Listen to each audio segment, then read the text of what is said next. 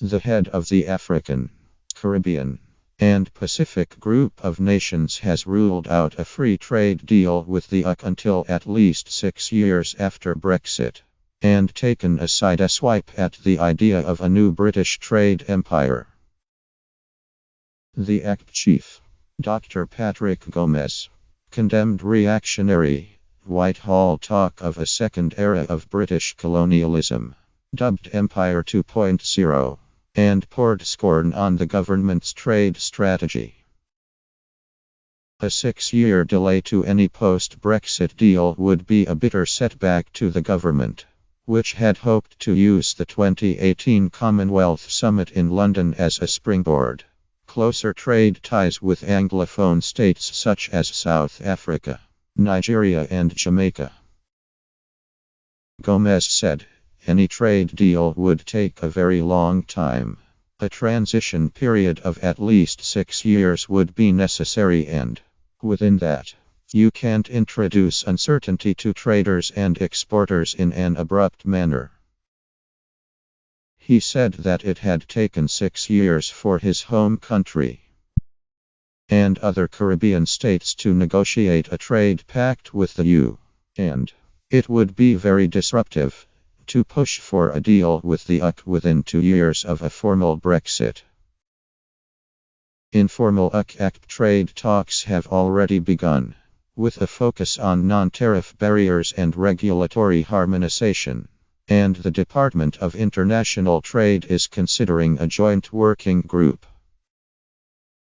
But the mood has been soured by reported comments from Whitehall officials about an Empire 2.0 trade strategy.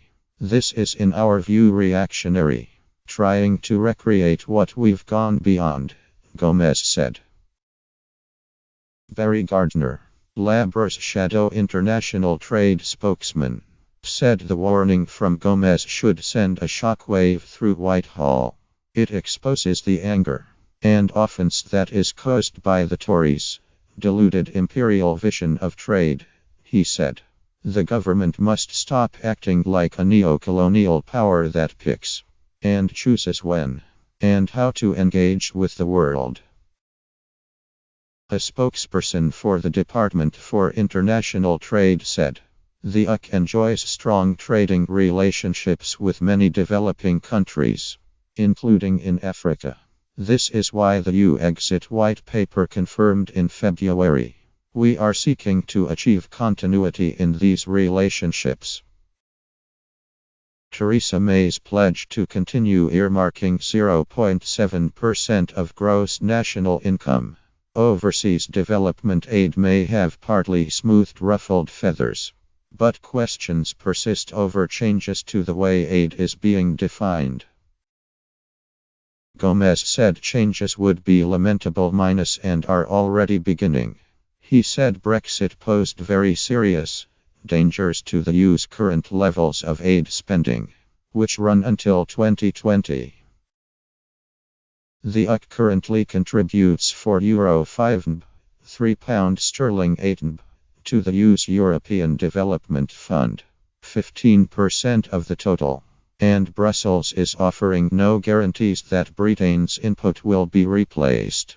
The money has been spent on projects including infrastructure, counteracts coastal erosion in Guyana's capital, Georgetown, which is below sea level. Gomes called on May to continue the UK's moral obligation to aid spending. We'd like to see that money managed in a mutually beneficial way, not a handout or a picking and choosing where you see an opportunity for your benefit, he said. ACT states fear the UK may be angling what Gomes called quasi-protectionist bilateral deals with selected countries after Brexit. These would almost certainly offer worse terms than the current economic partnership agreements, which are more generous than the World Trade Organization's most favored nation status arrangement. ACP and Commonwealth countries fear that the UK may push them to favored nation standing, triggering a double impact of higher tariffs on their exports and greater competition in the UK market.